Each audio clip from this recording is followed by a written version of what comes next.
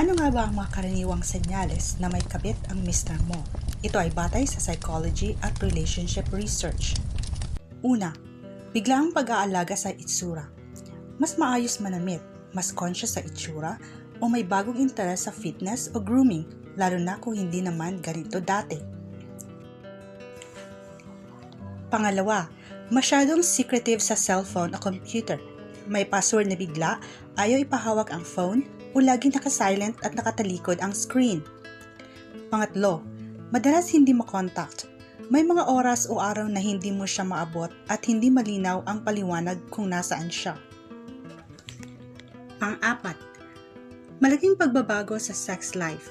Pwedeng biglang bumaba, tumaas, o nag-iba ang dating intimacy ninyo, physical man o emotional. Pang-lima, lumalayo ang emotional connection. Mas tahimik, hindi na nagbabahagi ng nararamdaman o parang wala ng interes makipag-usap tungkol sa relasyon. Bago tayo magpatuloy, huwag kalimutang mag-like at mag-subscribe sa ating munting channel. At huwag din kalimutan i-on ang notification bell para lagi kang updated pag may new uploads. Pang-anim, nagbabago ang schedule.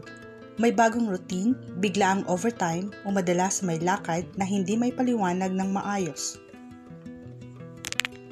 Pang-pito, hindi may paliwanag na gastos. May mga gastos, resibo o bawas sa pera na hindi tugma sa alam mong pinagkakagastuhan niya.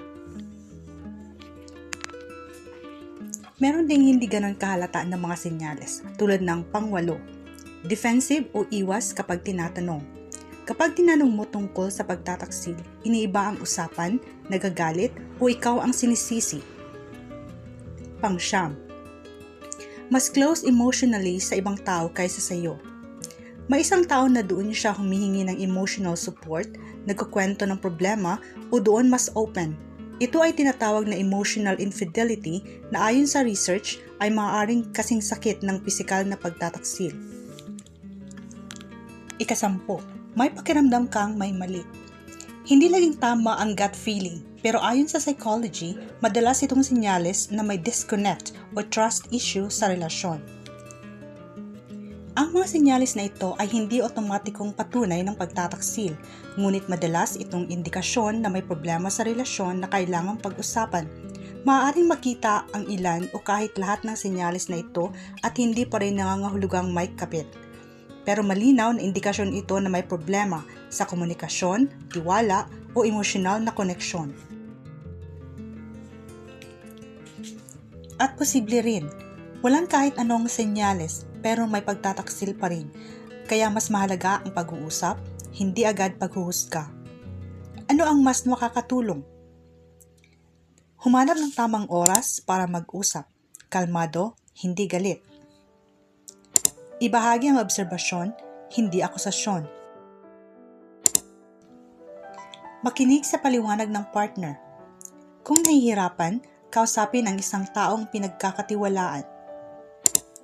Isaalang-alang ang couples counseling o third-party support. Ang pag-alam ng katotohanan ay hindi laging katapusan ng relasyon. Minsan, ito ang simula ng mas tapat at mas malalim na paghilom kung parehong handang magtrabaho. Ang video na ito ay para sa kaalaman at pagninilay, hindi para manghusga o magdulot ng takot.